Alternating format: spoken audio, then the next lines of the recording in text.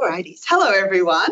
Welcome to those in the room and those who are joining us online. It's wonderful to have you all here today. I'm so excited to be here with you all. I'm Dr. Helen Berents. I'm a senior lecturer here at Griffith University in the School of Government and International Relations. As is custom, the least we can do in the context of where we live, I would like to start by acknowledging that we're meeting today on the unceded lands of the Turrbal, Yagara, and in terms of where Griffith University is, the Kombumerri peoples as well. And I'd like to extend that acknowledgement to the traditional owners of the lands you may be joining from, to pay my respects to elders past and present, and to recognise that these places have long been places of teaching and learning. If you're joining us online, I would just ask you to keep your microphone on mute. You're very welcome to ask questions in the chat at any time, and we'll come to them in the last phase of the event. But let me start by welcoming you all here. This event is co-hosted by the Griffith Asia Institute at Griffith University, the Conflict Research Centre at St Paul University, and the University of Winnipeg's Global College. And we're here to launch the volume Youth Leading Change, Emerging Sites of Knowledge in Peace and Conflict. And I had the pleasure to be a co-editor on this volume with Katrina Leclerc and Erika Isabel, who are sitting next to me. Yeah. Let me tell you just a little bit about the book to set the scene, and then we're going to spend most of the time talking to the fabulous people who are sitting here about insights from the book. So Youth Leading Change brings together young scholar practitioners from around the world. The point of the volume is, what the volume does, I guess, is to demonstrate that the ways in which youth navigate complex sociocultural and political conflicts, they also contribute to social and cultural change, and they create space for positive peace, despite the fact that we live in a context of compounding crises. In doing so, the book uniquely centres youth as knowledge producers, and we have explicitly, the purpose is to try and bridge academic and practitioner divides and conversations. So the book as a whole features 14 youth scholar practitioners across 10 chapters and 4 established academics. And the contributions of the book span Latin America and the Caribbean, Central and Western Africa, Southeast Asia, the Middle East, and Eastern Europe. Reflections from senior scholars at the end of each section open intergenerational dialogue, validating youth expertise, and enrich, we hope, broader peace and conflict scholarship. In, say, a couple of months, but it's next month. No, it is a couple of months still. We're October. In a couple of months, on the 9th of December, the Youth, Peace and Security Agenda turns 10. And we think that it's timely at this point for this kind of intervention to deepen conversations on youth leadership, on participation and knowledge creation, both in practitioner conversations and in peace and conflict studies as well. So I think it's an exciting milestone. I hope that you're excited about it. My excitement will carry us through if other people aren't. So the plan for today is the following. I'm going to have a little chat with my 2 co-editors, and then we're going to open it up to a roundtable with some of our fabulous contributors to the volume who are joining us here in person and online as well, and then open for a Q&A discussion reflection as well. We also, I believe, have some other contributors in the call as well who have joined us despite time zones. Thank you very much for joining, and please feel free to add your insights to the conversation as we go as well. So I'm now going to turn over to talking to you two. Before I do, let me just introduce my fabulous two co-editors a little bit. Katrina here is a PhD candidate and a part-time professor in conflict studies at St Paul University. It's one of our co-hosts. Her research focuses on both gender and age-sensitive peace building, youth engagement, and inclusive policy in conflict-affected countries. She has also advised governments and UN agencies on both WPS and YPS, including in Canada, Chad, the DRC, Kenya, Lebanon, Nepal, and Rwanda. And Erika, sitting here, also fabulous, is a PhD candidate at Griffith University. She specialises in young people's engagement in emergencies, peace building and disaster risk reduction, and has over a decade of experience working with the UN, with governments and with civil society, including with UNICEF, UN, DPPA, DPO, and UNFPA. There's a lot of P's in that every time I say it. And her work and her research and her current PhD are grounded in feminist and global South perspectives on youth leadership and participation. It's been an absolute joy to work with both of you on this volume, and I'm very excited to have this conversation. Katrina, can I start us off by asking you to reflect a bit about how we came to embark on this project and our discussions a year or so ago that kind of led to getting it off the ground? Yes, I am so excited to be here. Not only because I had to take several hours on a flight to get here, but because, and then I finally arrived, but because I get to see some of my favorite YPS champions in person. So first, I'd like to thank, of course, Griffith for hosting us, and at St. Paul University and the University of Winnipeg Global College for co-hosting this launch and for supporting us in this process, but also thank all of you and our wonderful contributors for agreeing to join us in this celebration. We know that youth, peace and security is turning 10, as Helen has said, in the month of December, and it is quite a gruesome world in which we are now living. And so it's really a pleasure to be able to come together with some key allies and champions of youth, peace and security to be able to at least celebrate some of these wins that we've had and some of the progress that we've seen in communities. When Helen and I were in San Francisco over a year ago at the International Studies Association conference, which frankly, I was sitting inside someone's living room with Helen, and I was telling her how frustrated I was that the youth, peace and security space had so little literature written for and by young people, by practitioners themselves. And Shadi and I have worked on this idea of knowledge producers, young people being considered knowledge producers, considered experts in the space. And this is a lot, this is a lot inspired also by some of the literature we've seen in the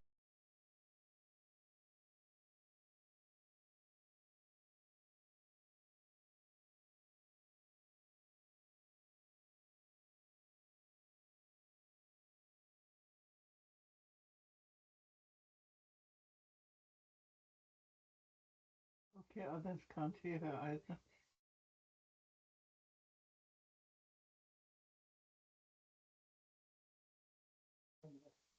Realized I didn't have my shirt on, so I turned off the video.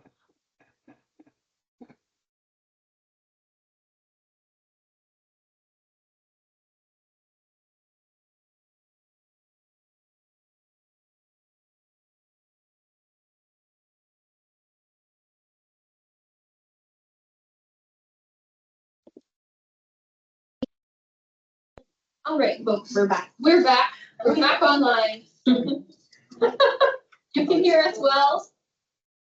All right, thank you.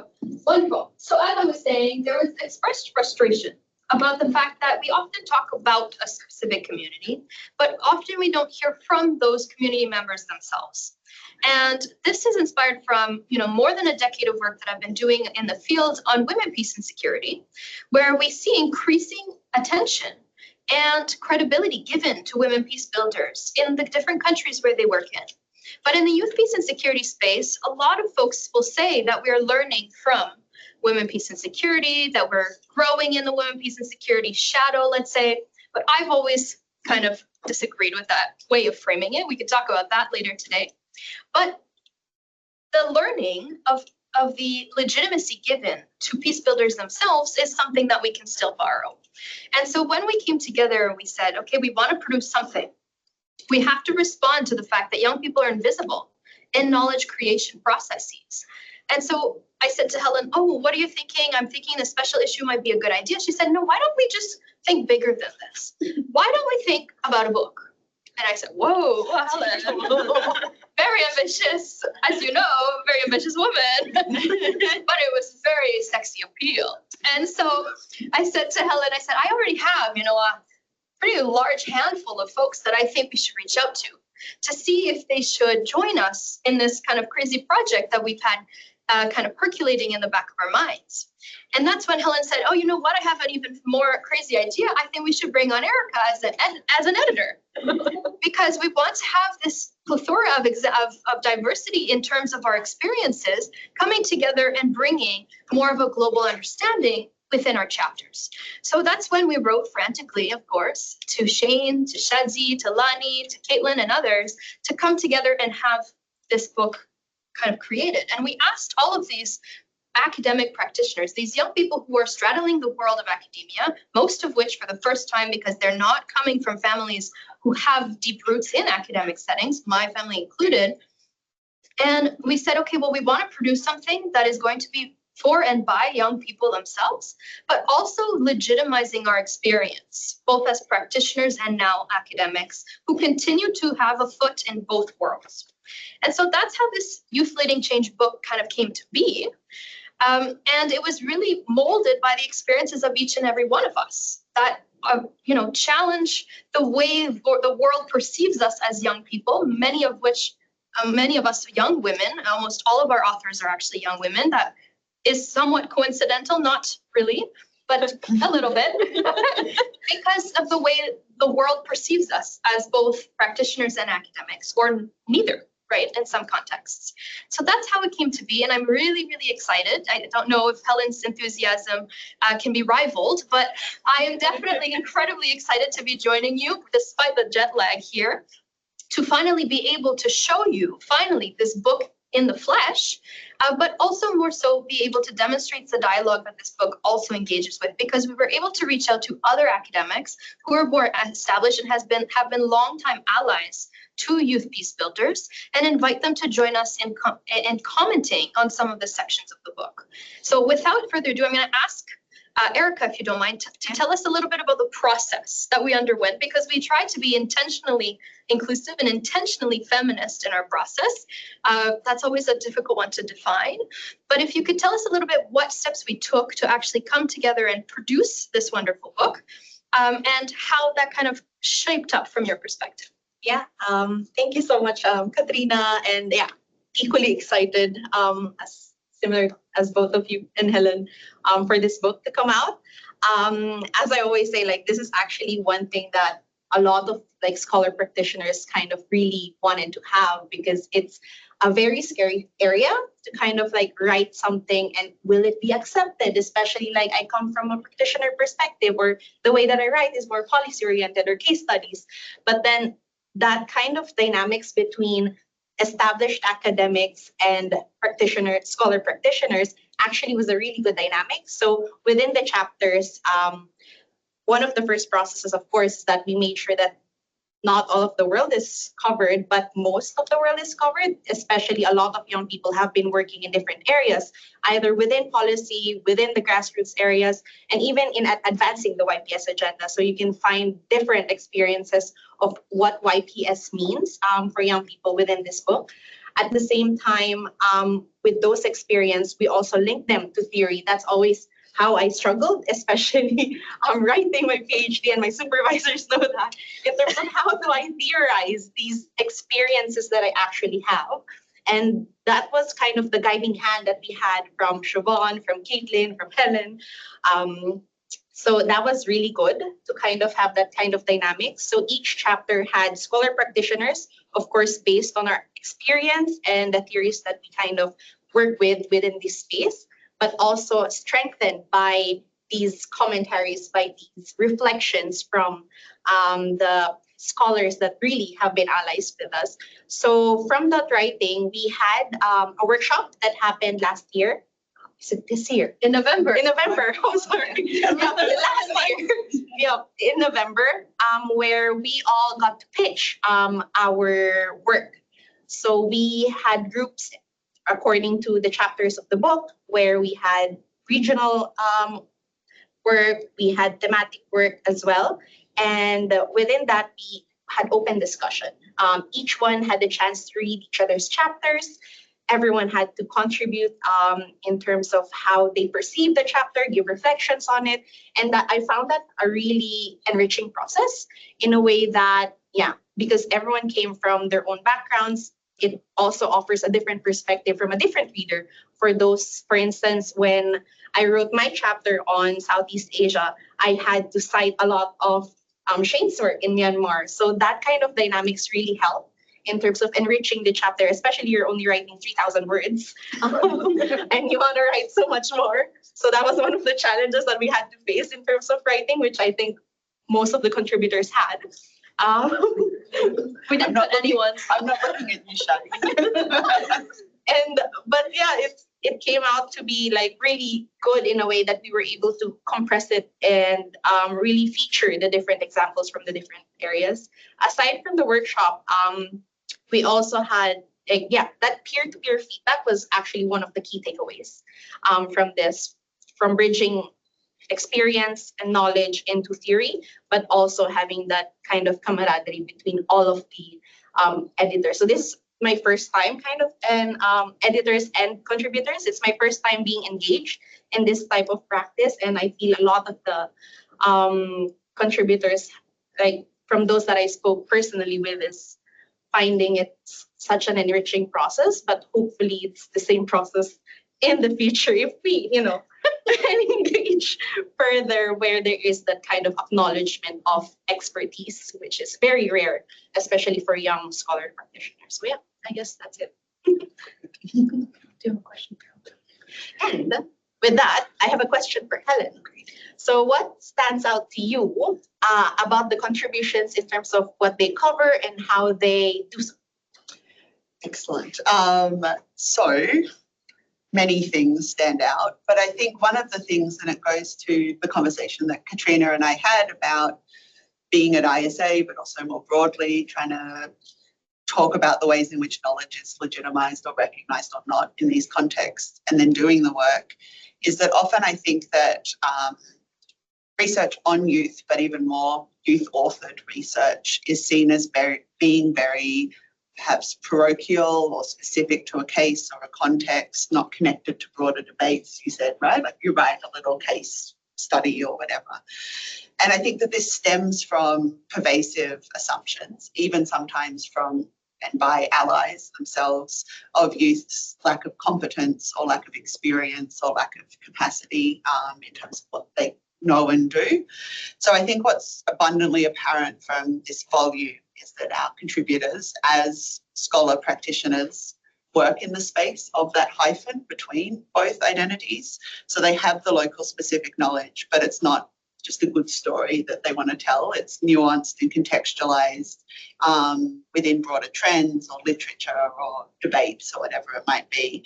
And I thought to kind of illustrate that point to me, I could pick any of the chapters, but I thought I would point to a couple who cannot be here today because we'll hear from some of the others that sit, I guess, at both ends of the spectrum, if I put it in quotes, of what we imagine that kind of work to be. So one of the chapters by Lynn Rose Ganon looks at how young women in Mindanao in the Philippines use popular TikTok formats to discuss peace building, local politics, everyday practices, and kind of occupy that intersection of age and gender. So the kind of get ready with me format, right, that they use, everyone uses on TikTok, but in that particular context. And these practices of what Lynn Rose describes and theorises as everyday digital peace building are often overlooked, but are really central to how young people engage in their world. And what Lynn Rose's chapter does so nicely in such a short amount of space is connects that practice to current debates in both peace and conflict studies and in media studies, so kind of occupying that interdisciplinary space as well. Or, for example, Simone Diouf's chapter, Simone couldn't be with us today, she was hoping to, who wrote her chapter from the perspective, her perspective as the African Union Youth Ambassador for Peace for West Africa. And in that piece, she situates the range of stakeholders kind of in that context and highlights opportunities and challenges for translating the YPS agenda. But it's not just explaining that, because she is a part of those processes. So it's also an account of her own experiences and work and frustrations and successes in that context as well. Or, for example, Mary Rose's chapter, which documents the work of Congolese youth to encourage the government to act despite a very precarious context. And Mary Rose shows this through analysis of the actions of a youth-led organisation, Goma Actif, and connects kind of everyday community responses to violence to those kind of national policy discussions and locates young people as part of that conversation. So I think, you know, I could rave about any of and all of the chapters in the book, but I think these kind of examples show us that youth aren't just telling a story, or they're not just there to be a decoration, that their capacity isn't simply in narrating a lived experience, but engaging complexly with the world around them in a way that non-youth researchers couldn't do about the content they're writing about, and with a level of access that those who do not straddle that hyphen couldn't achieve either. So I've learned so much from our authors and from this process, and I would hope, I guess, that this book is the prompt for more academically rigorous and legitimised insights from youth scholar practitioners to kind of be taken seriously in that space. So I think that that's my, I'm very excited.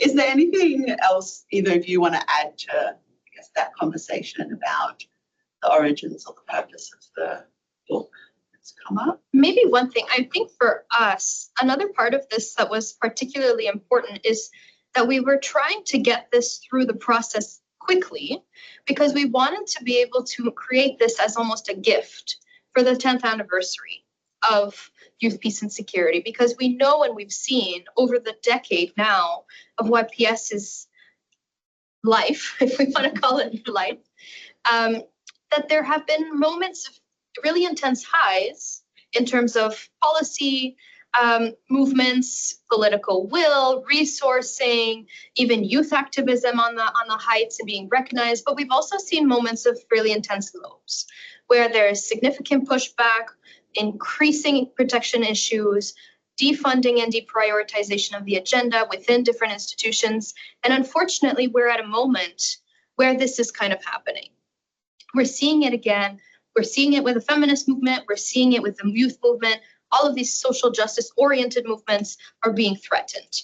And so for us, this was an opportunity really to put out some more positive examples of what has happened and what has worked in some contexts, and contexts that are not often highlighted. Not highlighted by certain institutions or prioritized by others, to be able to, again, bring this legitimacy of the work and the spoken word of these activists who straddle both worlds, but also be really our gift, our love language given to the YPS community. That's very but also both a celebration and the caution, I guess, that we're occupying at the moment. All right, well, I would now like to move us to the roundtable discussion with some of our authors. So we have several with us today, some in the room and some online. And what we're hoping in this part is for the conversation to be an opportunity to showcase some of the specific contributions and to create some space on kind of the reflection of the volume as a whole. So I would like to start, if I may, with Shane. Shane is also joining us from Canada, so jet lagged and in person, represent. So Shane is a PhD candidate in Peace and Conflict Studies at the University of Manitoba, and her research focuses on the intersections of gender, forced displacement and peace building in Myanmar. She's also a co-founder of the Canadian Coalition for YPS and a board director at the Rohingya Human Rights Network. So in a couple of minutes, which I know is an impossible task and I'd be very mean, but can you very briefly tell us what your chapter is about? Yes, and you've really given me a challenge because I could just talk for hours about Myanmar, but I'll try to keep it very short. So my chapter, when I got the email asking to write about the intersection of my work, so on a practical sense, I work in YPS. On an academic sense, I work with the Rohingya and I work with Myanmar populations in general. This was really a bridging of my two worlds, which was a very new thing for me and is something that I'm only starting to explore. But it really posed the question for me in writing this: how do we approach YPS in a context where it's not possible or the government is unwilling to implement it? Like, how do we look at these mechanisms in worlds that are at conflict where your government doesn't want to give its population rights? So I very specifically, I could have talked about anything to do with young people throughout the history of Myanmar. Students in particular have been really important to civil disobedience in the country, but I looked at our most recent post-2021 coup context, as well as the Spring Revolution, because what we're seeing is it's being led by young people, but it also means that they're being disproportionately targeted through acts of violence and arbitrary detention by the junta. So therefore, when I really had to break down how I was going to look at this with YPS, it was the protection pillar, because it's the one that kept coming back, is how do we protect young people so they can keep doing this vital work that we need them to do to change the context of the country. So within this, again, it's not possible to do domestic implementation throughout policy and governance because the junta does not want to do that. It doesn't want to give these young people rights to counter it, to stand up against it. So then it kind of, and through a lot of conversations, specifically with Helen actually, it was thinking about how diaspora communities and those who are outside of the country can engage in it, but also have people inside the country like promote youth protection, as well as just getting the word out about what's happening. So for this, it was looking at digital advocacy, because it's been very important. If you followed anything since the coup, a lot of it's been happening online. A lot of it's been on X, it's been on Telegram, a little less on TikTok, and sort of Facebook, but there's a very tenuous relationship with Facebook within Myanmar, particularly because of the Rohingya genocide. But how young people have been trying to use social media platforms to get the word out and do it in a safe way. However, there's no domestic protection mechanisms that are helping young people stay safe. So there's external organizations, diaspora organizations that are helping to build mechanisms for youth digital safety, that so they can continue to do this work. Because as we know, as we saw in 2021 with the coup, they shut down a lot of the media outlets. And therefore, the way that myself as an advocate who works with populations in Myanmar and lives in Canada, how I was getting a lot of my information was through social media as they were getting it out that way. But also a lot of the diaspora communities have really stepped up in a lot of ways to help protect young people through sharing what's on social media, but also in creating strong transnational peace networks. So helping to give advocacy training, advocate for young people across, well, around the world, honestly. And in Canada, we've seen it a lot with student groups. So people who have been fortunate enough to not be in the country, but use that power outside the country to then leverage for safety for young people. As well as digital documentation. For example, in Thailand, there's a museum, I forget the acronym at the moment, who is currently documenting the amount of people that have been arrested, as well as the amount of casualties that have been happening, primarily of young people. And they've done this for every revolution. So like the 1988 uprising, they also did this. But keeping that documentation that the government is hiding to show what is happening to young people, to then advocate to create protection mechanisms, as well as pushing for the inclusion of youth, because as we move towards processes that are advocating for peace, that are advocating for the end of the military junta, to make sure that youth are being included within this, because traditionally in Myanmar, young people are not considered within decision making. They're very excluded. within any like policy development and implementation. So really challenging kind of the traditions of the way that policy and young people are approached within Myanmar, but then also looking at how diasporas are a key part of this and how they can help leverage YPS in contexts where your government has no interest in implementing YPS. I think I kept that short. That was incredibly efficient.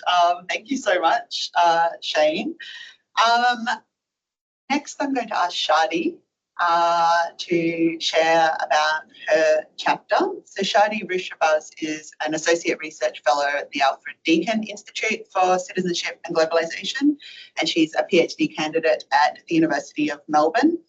She is also a Woman Peacemaker Fellow at the Kroc Institute, and a Nuclear Disarmament Fellow at the Next Generation Foresight Practitioners Program.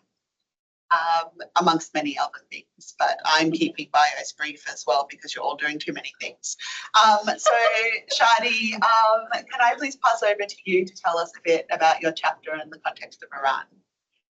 First of all of you here in the room and also everyone joining us online and my co-authors, my collaborators, friends. I think before I go in depth and share about my chapter or the content of it, I just want to put out there that a lot of us authors have had a really hard time these past years. And while I was writing this chapter and the content upon which I will touch shortly, I was dealing with some really life-threatening circumstances that have to do with scholarship on youth peace building, which shouldn't be such scary and threatening, I guess, things in the world. So before I share what this is all about, I want to attract everyone's attention to why, and the million-dollar question of why is young people's scholarship or knowledge creation not taken seriously when what young people do out there is actually something serious enough to be, threatened or to have your life turned upside down for. With that out of the way, and also with so many thanks to the patience and to the grace that everyone offered me, I want to talk a little bit about my chapter, which is about young women implementing youth peace and security in Iran, which is in the Middle East and one of the most under-researched contexts when it comes to YPS and WPS, to the point that I think I am one of the very few people that writes on it. So I think one of the things to keep in mind when we talk about young people's knowledge being a legitimate source of evidence and of information, scholarship, is that when you are dealing with a country where there is no independent media on the ground, and when there is very little access for international scholars to go and do field work, then how can we get knowledge out of there? Specifically, obviously on the theme of youth peace building, before this knowledge is taken out by mainstream media outlets, which is usually secondhand knowledge, and broadcasted, and that the last broadcasted version of it reaches policy decision makers and hopefully UN agencies. And the answer to that, as I have tried to put out in this chapter, is through young people's lived experiences inside the country. Obviously, among which there are obviously individuals who are braver or who have the privilege of living outside of the country, who are able to transmit this information in a way that is somewhat safer compared to those who are inside. My chapter really focuses on a really, established principle that feminism and feminist activism is a legitimate form of resistance and change making.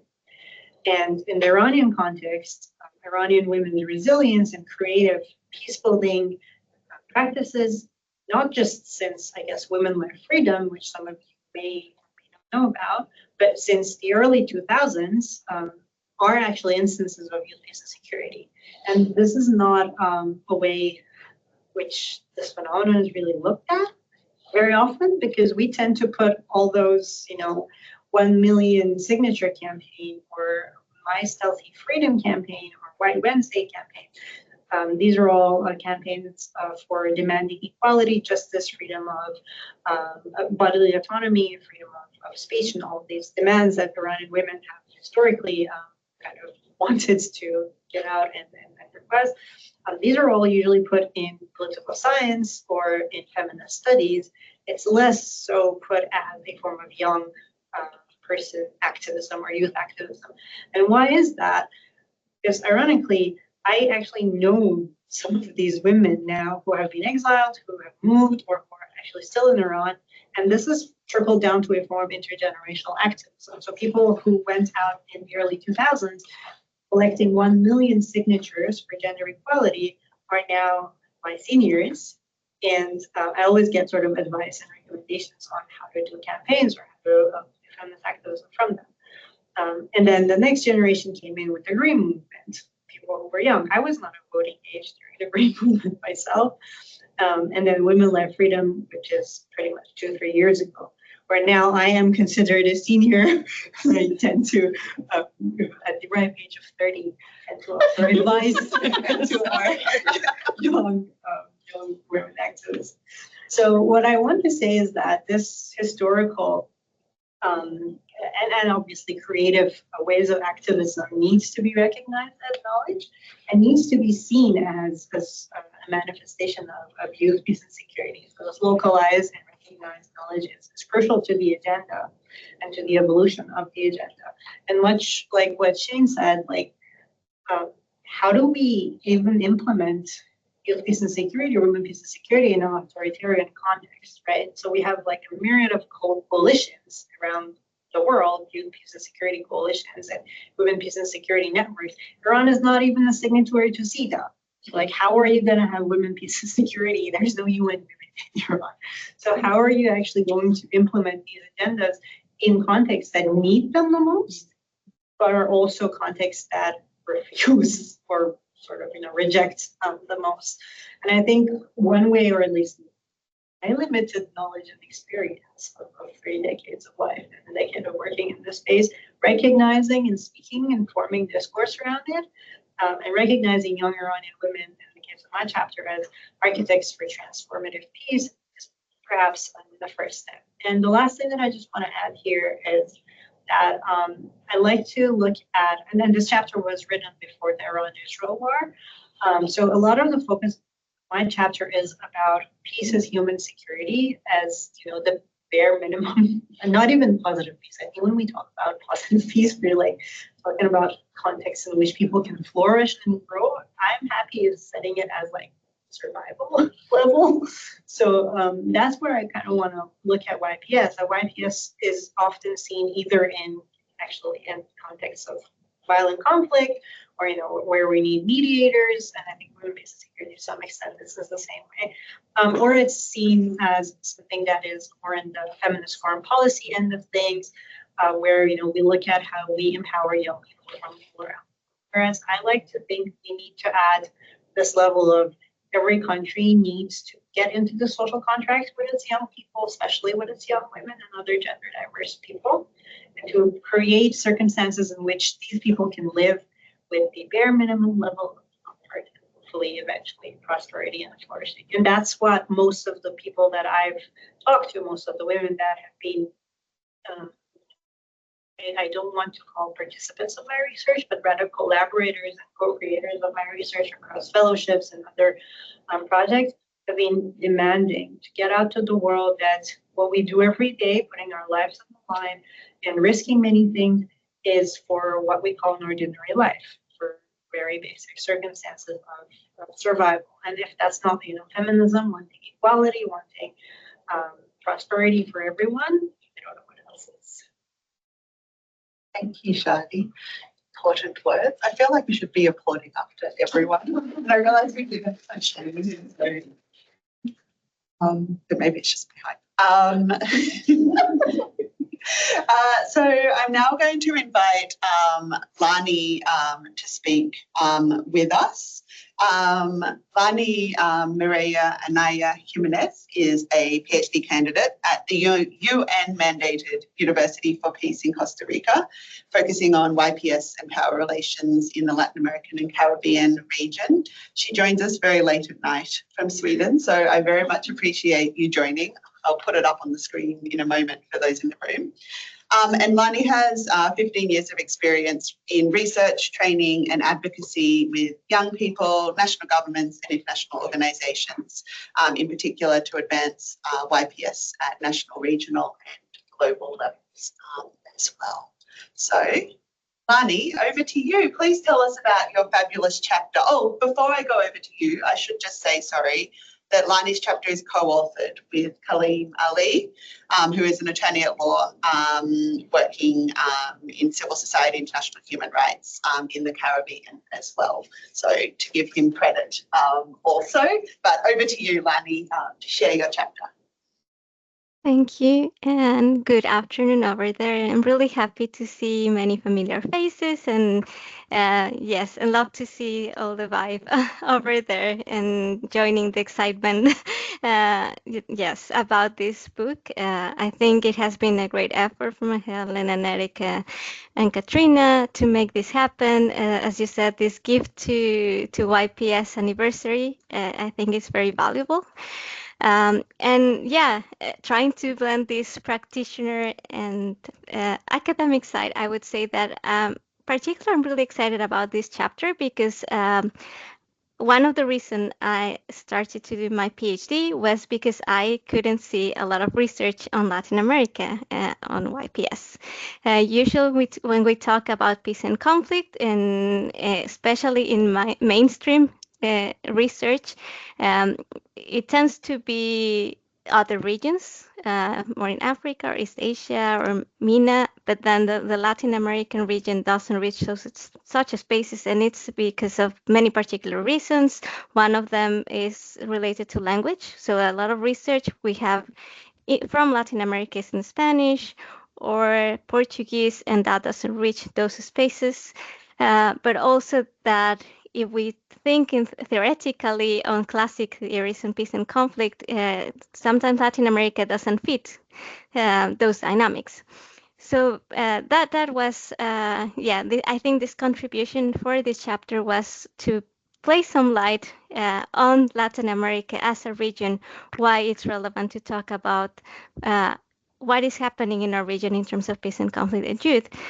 For instance, we have still a large amount of young people, 160 million young people, and we have different features of violence, maybe not always the typical direct violence, but we still have different aspects as adultocentrismo, and we also shaped some years ago, as well as it has been shaped, feminicides. We have juvenicides in the region, so there is still many features of violence, gender inequalities, feminicides. I think we have to be aware, like 9 women in the Latin American region die every day, just because of the fact they are women, and most of them are young women.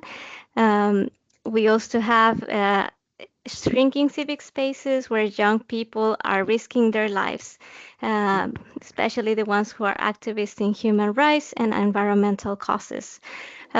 So we face all these features, and for me it was important that we had some academic contribution, what happens in the region, but also honoring our school of thought.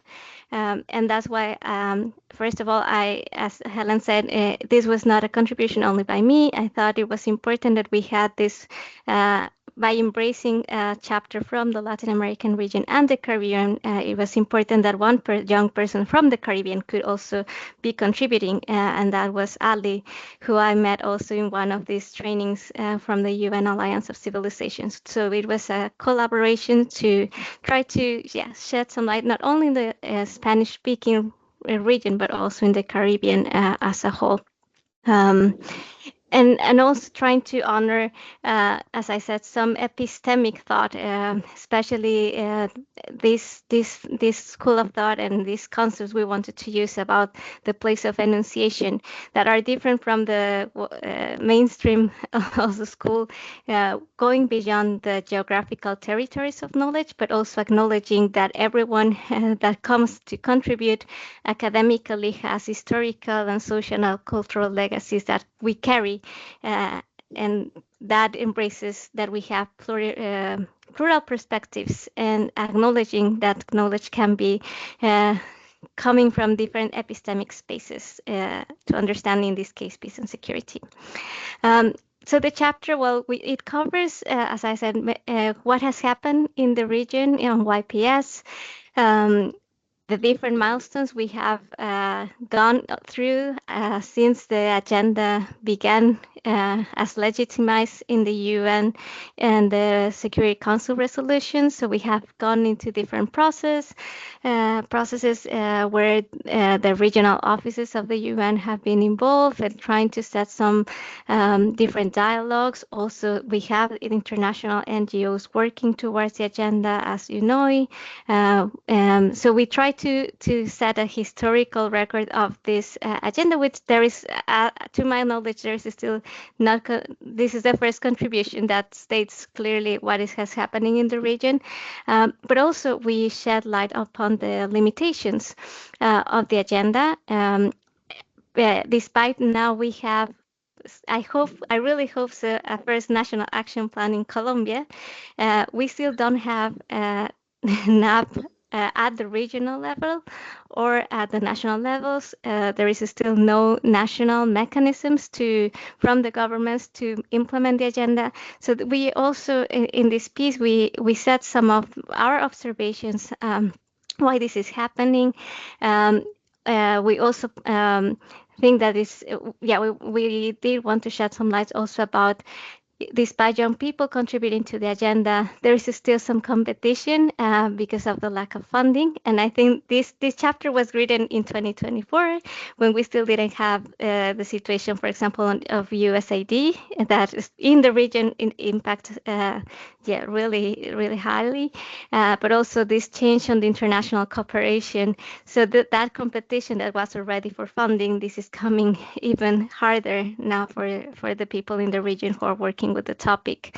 And also that besides we don't have, despite the fact we don't have, for example, the preventing violent extremism, we still have some other features where many governments see the agenda mostly from the entrepreneurship, innovation, or crime prevention, because they understand young populations as a threat to be contained, as per other regions, but also using the militarization, the securitization, militarism when we talk about YPS. So in some, despite, it can be there can be differences from other contexts. We share some similarities here with them.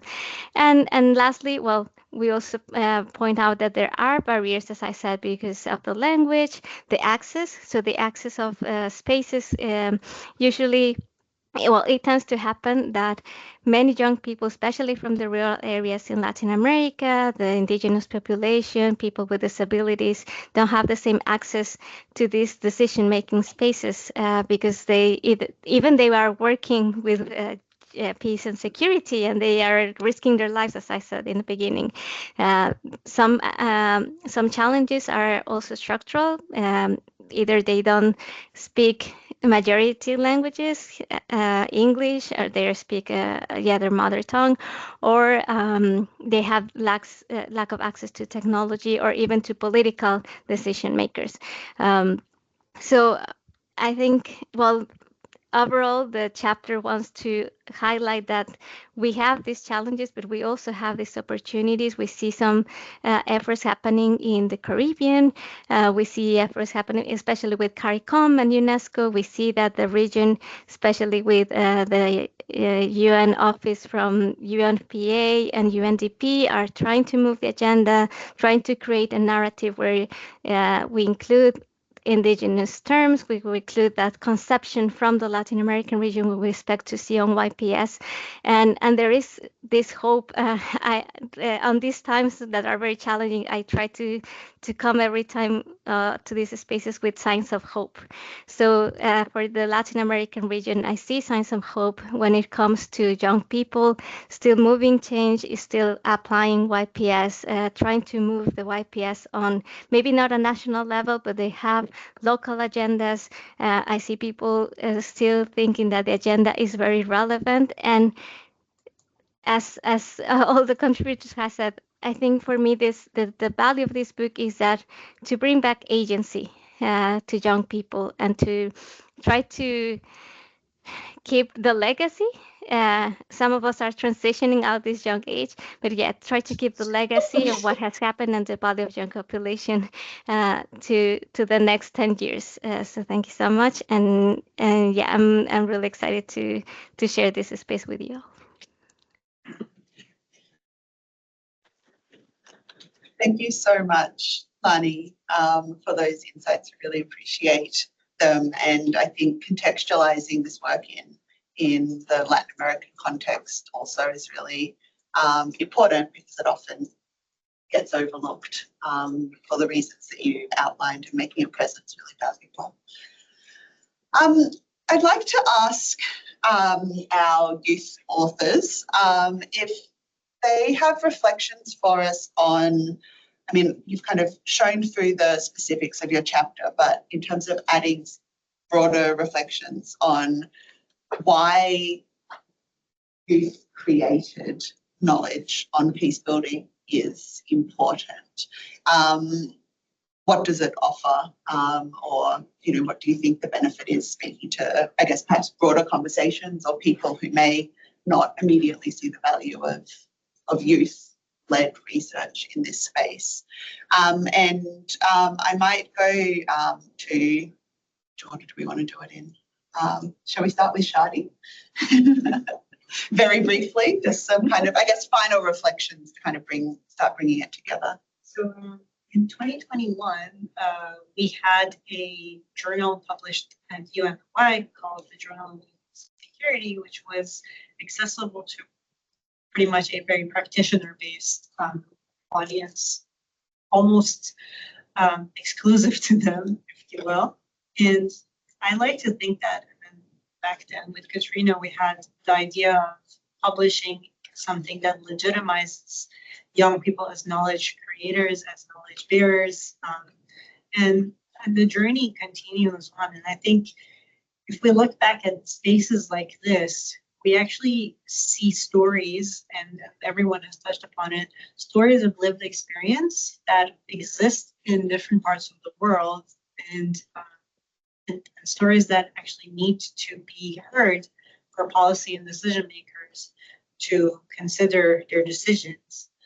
Because if we don't tell these stories, and if we don't share these as valid forms of knowledge within the institutional settings that we live in, be it academia, the UN, politics, or anywhere else, I suppose, then we're erasing a big part of the population. I mean, every year there's this thing published on how young people are important and how big of the population are young people. And I think, just to add to whatever else that I've said about the Iranian context and what other colleagues have said about their context, this form of knowledge is not just, something fresh which comes out from our generation, but it's also something that sets a precedent for future generations.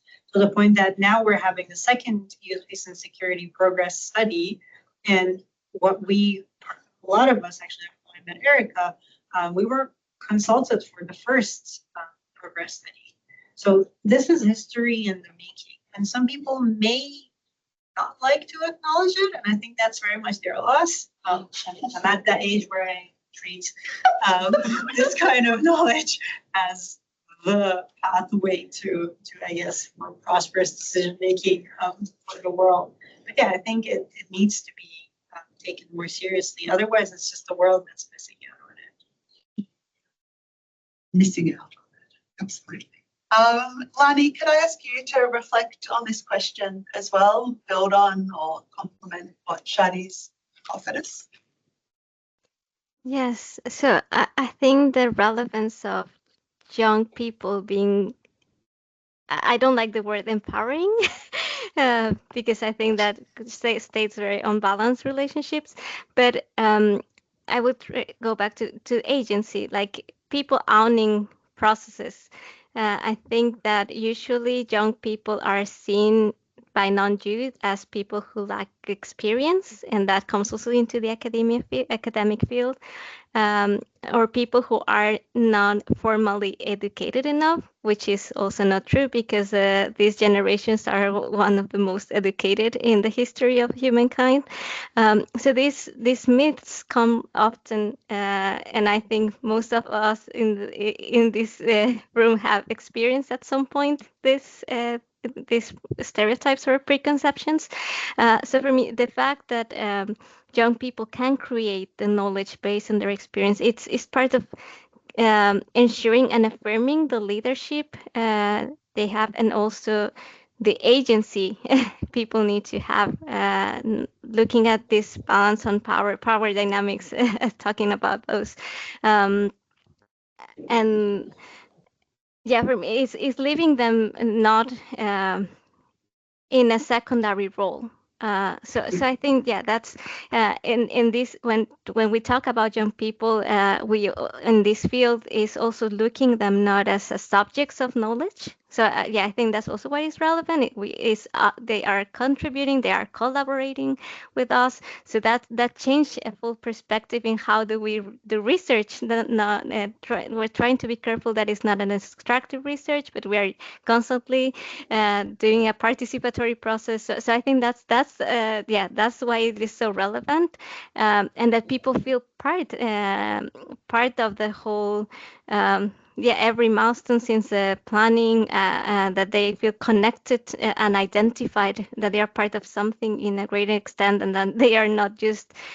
We see this a lot in advocacy, or when we're talking about YPS, it's not only being part of a picture, it's not only being part of the credits if we're talking about a book, but it's actually being immersed in the whole, in the whole pilgrimage, I would say. So for me, yeah, I would say that's why I think it's relevant just to look. We are trying to change even the field in such perspective, trying to bring different methodologies on how to work with and not for young people, or not talk about them. Thank you, Lani. I like it. We're all on a pilgrimage together.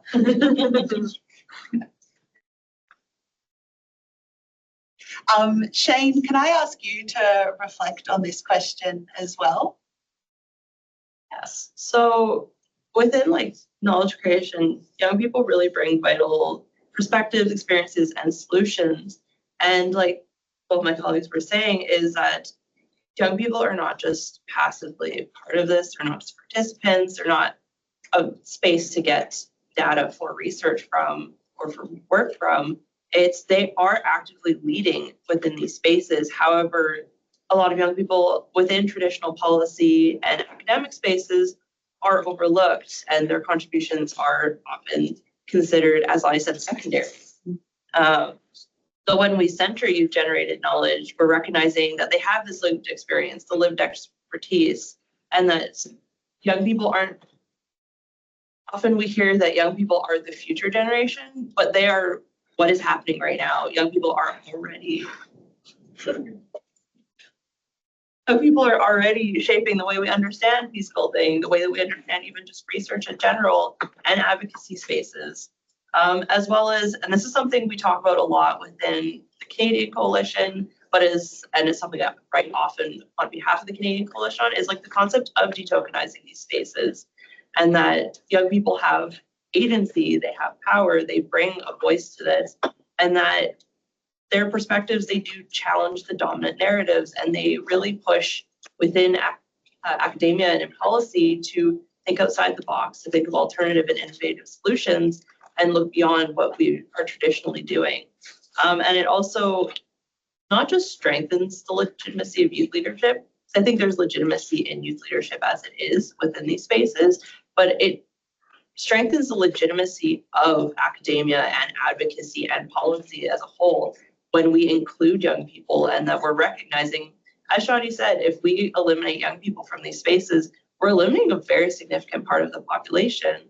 And if I think of the work that I do in Myanmar, a very population statistics change because of what's going on in the country, but a good majority of the country are young people. So if you're going to eliminate those voices, then you're delegitimizing, I can't say that word, your policy and your research within those regions.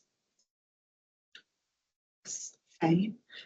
I would like to bring in, before I hand over to my final, to my co-editors for final reflections. I'm not even jet lagged. I would like to bring in Caitlin Molliker, who's one of our scholar allies who has contributed to the book as well. So as was mentioned when Erika was describing the book, there's 10 chapters that are authored by young scholar practitioners across 3 sections. And we've invited 3 academic colleagues to offer a reflection, so to read and reflect on the chapters in each section. So Caitlin, Siobhan McAvoy-Levy and Selena Del Felici. And we have Caitlin with us. And I would like to ask you, Caitlin, both, I guess, for your reflections on being involved in this process, how you found it and, you know, what you think of the process. And then also to kind of push us to thinking about the next steps for research in this space and what it might look like beyond this fabulous book, if we can imagine that. Thank you, Helen, and thank you for inviting me to speak today and the opportunity to sit in conversation with you all about this wonderful book. So I was kind of given the opportunity and the privilege to read the chapters that kind of thought through the relationship between young people and the state, particularly within governance structures. Shane's chapter on Myanmar is one of those in that section. And what's interesting for me about the kind of 3 chapters is how they really shine that spotlight on the importance of research that is led by and created by young people and that engages with the knowledge capital that young people have to offer. Often when we're talking in and around these governance spaces, we talk about how young people do the work of the governance institutions, often in volunteer capacities, rather than kind of having the opportunity to create the work as well as just doing the work. And these 3 chapters in this book really shine the spotlight on both the opportunities that creates, but also some of the challenges that are associated with that. Across the 3 chapters that I read, in particular, shared principles of collective responsibility were often invoked as this counter authority to states, increasingly recognising that youth are standard bearers for democratic values and prominent activists for human rights and justice globally. Yet this is often minimised or marginalised by the state within the formal structures. This becomes particularly problematic, as Shadi has talked about today, in contexts where the state continues to push the boundaries of unchecked power and creates frameworks and creates situations where the livelihood and security of the youth doing this work is significantly threatened. But in this context, what the 3 chapters in this section show is how reciprocity and values solidarity are core principles to the youth work that is being done in these spaces. They act as important rallying cries that I think are a big picture lesson to all of us doing this work in these spaces.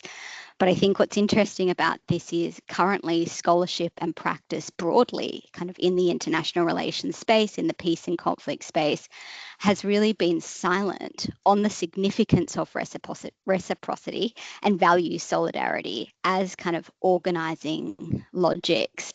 But these chapters, particularly in this section, remind us that we need to pay attention to that. Relatedly, I think thinking through what the book broadly reminds us is that we need to take a good hard look at the role of institutions and how institutions are answerable to youth in ways that are tangible, or, to use the language of the institutions themselves, metric orientated. So I think we need to think through and conduct further research on what we owe youth after years of engagement and participation in these spaces. Are we giving back to young people as citizens in these spaces? And thinking through our obligation to youth rather than thinking about how we engage with young people where we are responsible for them. Relatedly, I think it's important to think through how we need to engage in work that thinks about the intersections of youth's shifting identities and how this impacts on their peace work. It's been mentioned today by Lani, but the presence of youth with disabilities, as Shane talks about, the presence of diaspora in these spaces remains largely invisibilized and siloed before this wonderful book. So I think kind of big picture, what I'm thinking about as I'm reading this book, and I'm thinking about where we go when we're talking about this book as next steps, are kind of two things. We need more research that is process orientated, that thinks through and creates tangible frameworks for meaningful work with youth that recognises and values their knowledge capital, not just their capacity to do the work on the ground.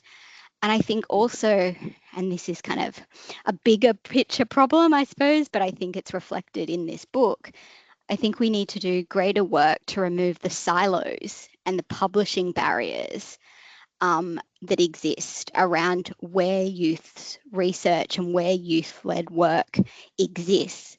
We need to work and to use kind of our privilege, I suppose, to disrupt hierarchies around the spaces we value where this research exists, and basically who can publish in these spaces. And I think what I love so much about this book is that all the young authors are youth practitioners, as well as scholars, as well as researchers. And so I think it's such an important contribution, and I'm very grateful to be a part of it and to hear from all the fabulous youth, both in the room and Lani online today. Excellent. Thank you so much, Caitlin. We're going to for your invaluable contribution, and Siobhan and Selena as well, in terms of enabling these conversations and spaces as well. Before we open for questions and then wrap up, I just want to hand over to my two co-editors if they would like to add anything on this conversation that we've been having about the importance of it, what you'd like to see as next steps, the value of the chapters. Yeah, so just really building off from what everyone said is one aspect of why I started also writing and also doing my PhDs to add legitimacy to the work that we do as a practitioner. Because one thing that, like, from my experience as a young person within this space of peace and security is that, oh, you work on youth. Okay, let's talk about sports and arts, and which are all really good spaces to work in. But we also work on hardcore issues, which is on peace and security, a lot on countering violent extremism, a lot on like conflict resolution in the field, which I feel needs to be highlighted. And this book actually shows more of the voices of those that are working within this field, rather than looking at young people as subjects.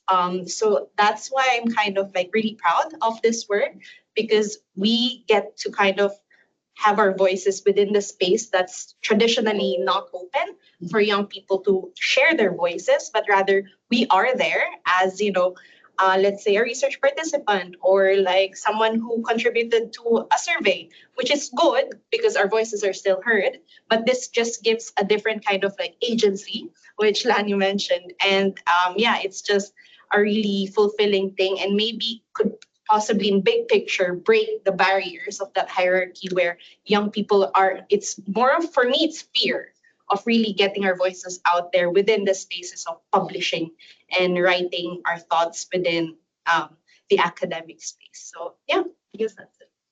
Thank you. And Katrina? I have a lot of thoughts, often have a lot of thoughts. But I want to add, maybe even on what Erika, you were saying, is not necessarily from my perspective just fear. I think it's distrust or mistrust.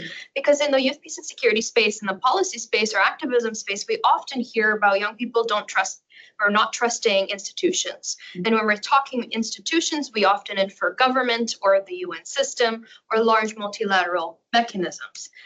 I think young people, those of us sitting here, also distrust the institutions in which we are pursuing our degrees.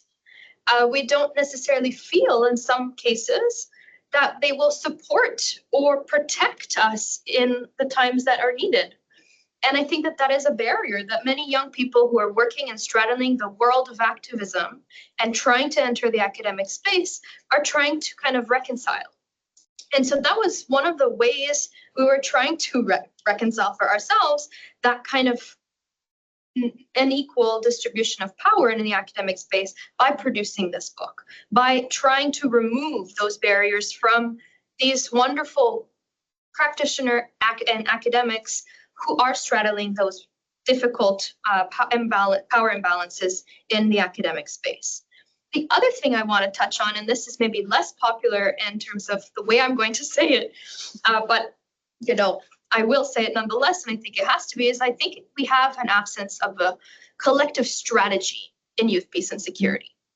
It would be completely inconceivable to have a progress study on women, peace, and security without a women, peace, and security expert author. That is what we are experiencing with the progress study on YPS. The community has not even organized itself to say something about this. Instead, we are responding, and we always are responding to progress made by other institutions or made in our name as young people. And I'm not saying that we have to, you know, go and write letters to the UN complaining at this moment. What I'm saying is that it's a complete disregard for the leadership within a community not to have that community be able to speak on its behalf. I mean, it's the claim of an independent progress study. Independence should be someone within that community being able to hold the institutions of the UN accountable. And so I did want to add that because I think part of it is the institutions who claim to be allies failing the community on one hand, but I also think that there's part of it that's the responsibility of the community to organize and collectively strategize. And we currently don't have that in the way that the YPS space, both in activism and in our academic space, is collectively, I guess, disorganized. And I hope that these conversations can begin to kind of spark some light bulbs in many of these very important members of our YPS space. And I think it's a call. And I mean, if we're talking about bringing these voices into academic spaces, what's the value of academic work back into practitioner spaces as well, and recognizing expertise, knowledge, and accountability, to go to Caitlin's point as well. Thank you. But thank you all fabulous panelists. We have a short amount of time for questions if there are any, or we've stunned you into silence and you all want to run off and read the book now immediately. That's also fine. But are there any questions in the room or online that you want to ask, either about a specific chapter, about the project as a whole?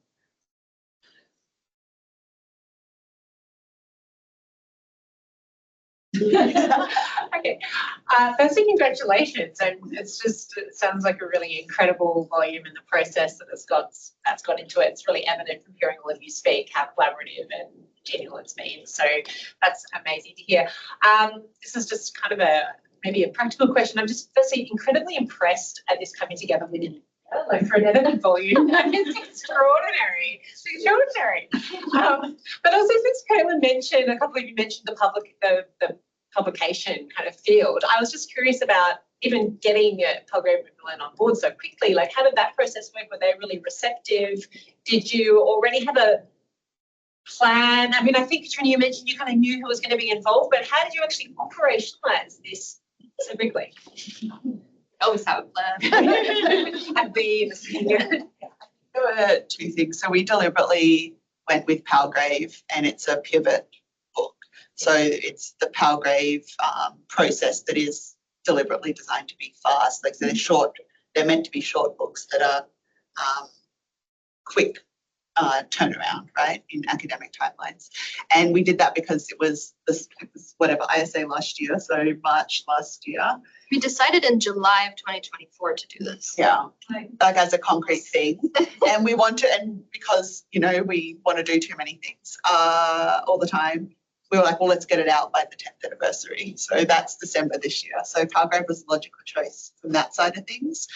The other suggestion I'd make is work with practitioners, because I created the first timeline. I created the first timeline, and I was like, oh, that's very tight to ask them to turn it around. And Katrina was like, no, that's ages. Like We had months and months and months to draft, and I was like, I think 2 months is enough. But I think that this was part of the language of both processes as well, learning that kind of back and forwards. And I mean, even though the Palgrave process was quite quick, we had to kind of update authors on, you know, what we were waiting for and why we were waiting when peer review was happening and those kind of things, which I think was about that kind of translating knowledge between the two spaces, right? As you said, you hadn't written or edited a book before, and I threw you in it. Sorry, not sorry.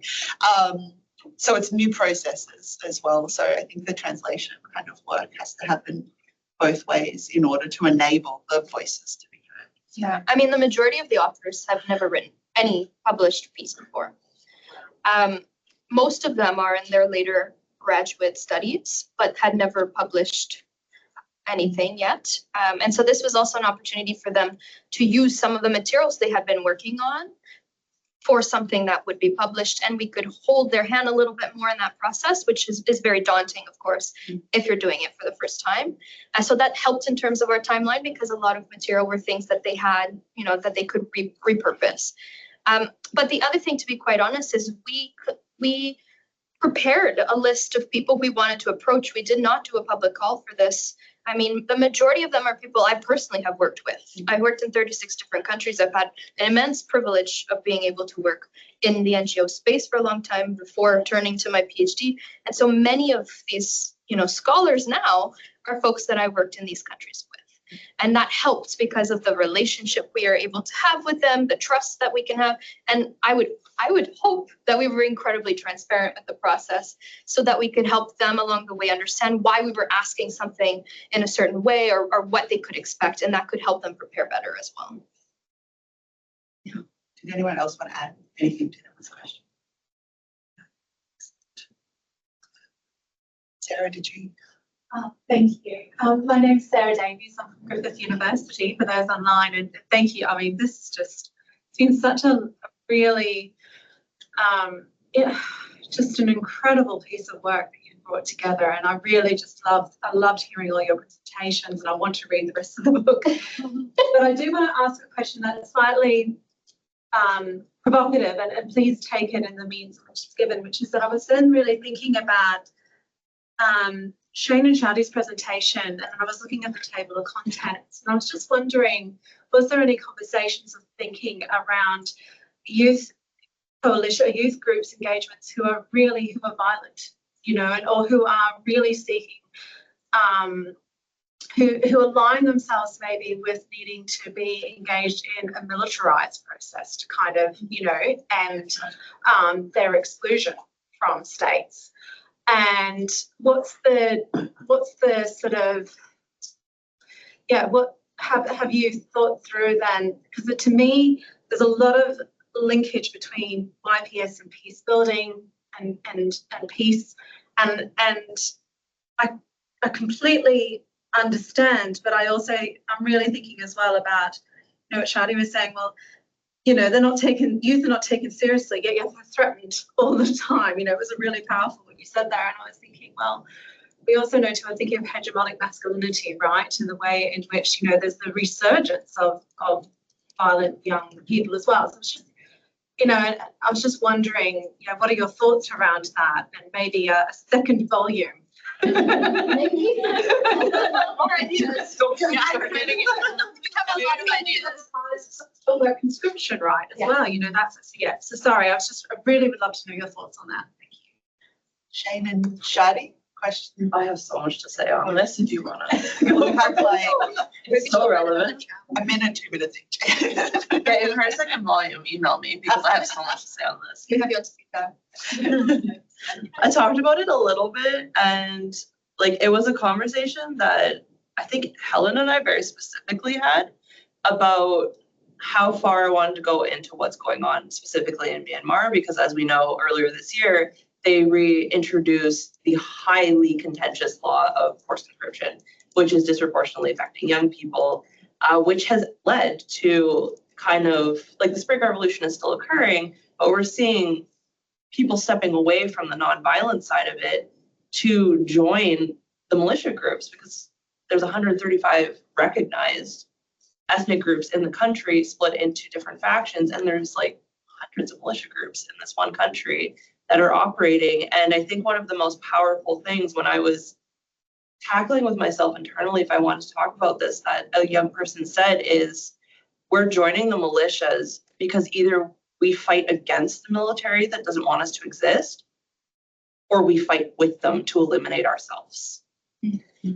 So it's similar to these three. I've had the thought in my mind of like exploring this, like how these laws within authoritarian governments that they were seeing being reintroduced and are affecting young people, because the cutoff rate for women is 27 in Myanmar, and men is a little bit higher, but then they've also really loosened the rules, because if you're a doctor, if you're an engineer, you serve longer, and they don't tell you why.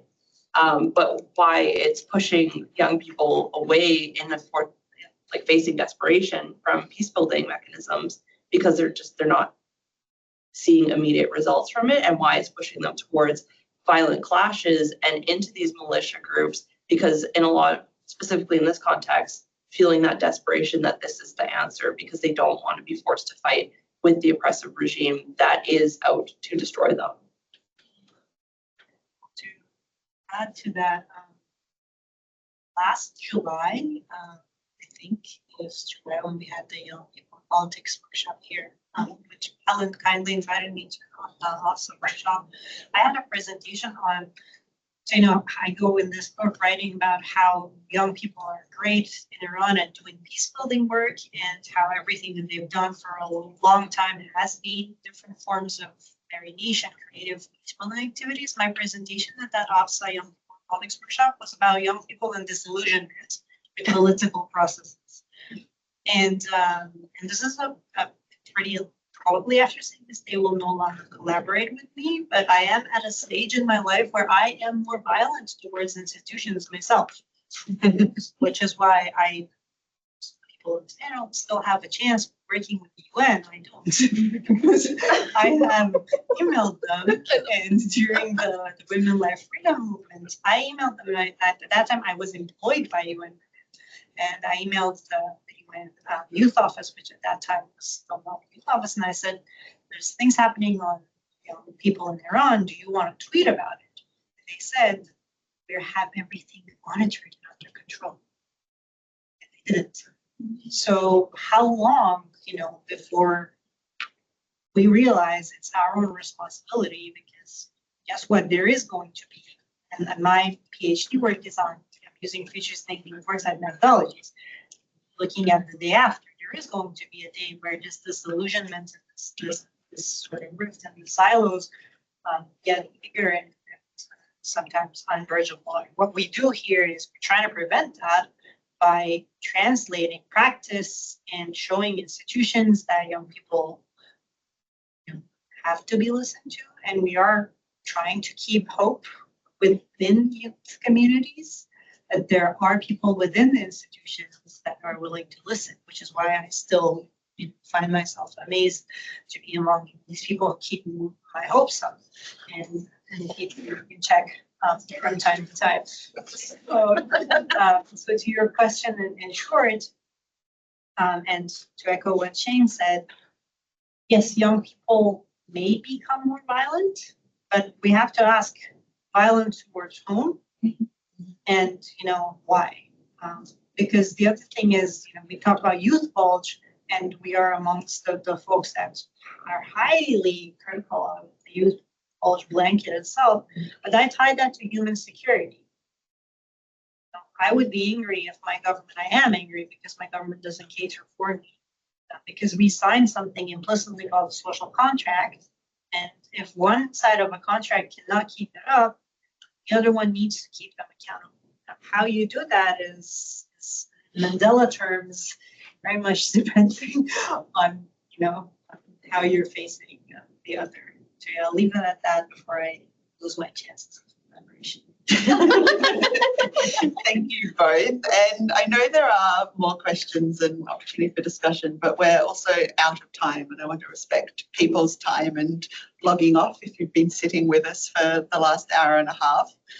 So let me just finish by reminding you, I've put it in the chat as well, that the book is available. You can buy it with a discount using the code at the link. Thank you, Shadi. And we're also organising a series of online brown bag events with various authors, recognise the different time zones, to have more detailed discussions about some of the contributions. So stay tuned. We're happy to share them also.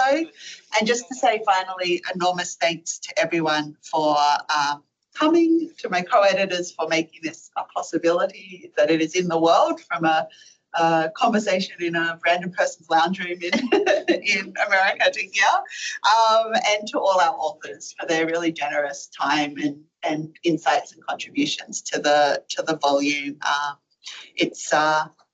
It's been a joy of a project over the last year or so as well. So thank you all very much, and thank you for coming along, and you online as well.